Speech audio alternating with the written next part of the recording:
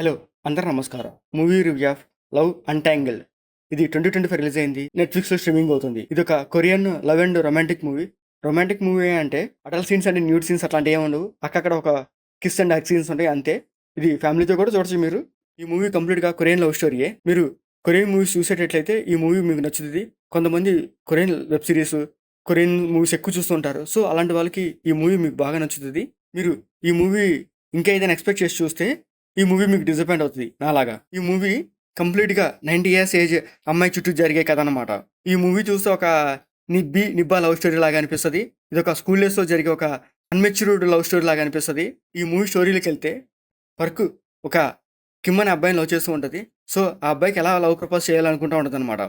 So, అదే టైంలోనే perk లైఫ్‌లోకి ఒక అబ్బాయి వస్తాడు. సో, ఆ అబ్బాయి వచ్చేసరికి కిమ్‌కి లవ్ ప్రపోజ్ చేసిందా? లేదా? అనేది స్టోరీ. సో, స్టోరీ చూస్తేనే అర్థమవుతుంది కదా! ఇదొక ఇమ్మచ్యూర్ లవ్ స్టోరీ అని.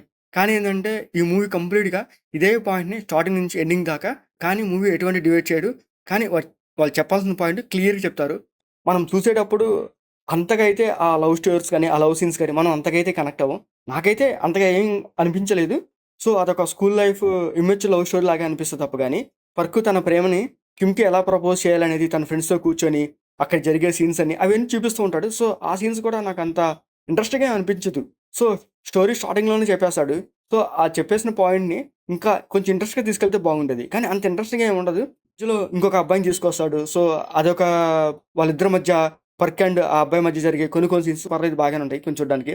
అండ్ ఓవరాల్ మూవీ అయితే ఒకసారి చూడొచ్చు. మూవీ అంతగా అయితే ఏమీ లేదు గానీ అండ్ మీరు ఎక్కువగా లవ్ స్టోరీస్, కొరియన్ మూవీస్ చూసేవాళ్ళకైతే ఈ మూవీ ఓకే. నచ్చుతుంది. ఇంకా ఏదైనా ఎక్స్‌పెక్ట్ చేసి చూస్తే ఈ మూవీ డిసప్పాయింట్ అవుతది. ఇందులో యాక్ట్ చేసిన ఆర్టిస్ట్‌లు అందరూ ఓకే. పర్లేదు బాగానే ఉన్నారు. సో, ఇది కొరియన్ మూవీస్ కాబట్టి నాకు వాళ్ళంత ఐడియా లేదు. అందరి మొహాలు ఒకేలాగా అనిపిస్తాయనమాట. సో, నాకు ఈ మూవీలో కూడా అదే అనిపించింది. మ్యూజిక్ కూడా పర్లేదు. ఇదొక కంప్లీట్ లవ్ స్టోరీ కాబట్టి ఆ లవ్ స్టోరీకి తగ్గట్టుగా మ్యూజిక్ ఇచ్చింది. అది కూడా బాగానే ఉంది. అండ్ ఈ మూవీ కూడా టెక్నికల్‌గా కూడా బాగానే ఉంటది. అండ్ స్కూల్ బ్యాక్ డ్రాప్ కాబట్టి ఆ స్కూల్ సన్నివేశాలు కానీ అవన్నీ కొంచెం బాగానే చూపిస్తారు. బాగుంటాయి. అండ్ మూవీ ఓవరాల్‌గా అయితే ఓకే. ఒకసారి చూడొచ్చు. ఇది నెట్‌ఫ్లిక్స్‌లో స్ట్రీమింగ్ అవుతుంది. తప్పకుండా చూడండి. మీకు మా వీడియోస్ నచ్చితే లైక్ చేయండి, షేర్ చేయండి, సబ్స్క్రైబ్ చేసుకోండి. Thank you for watching.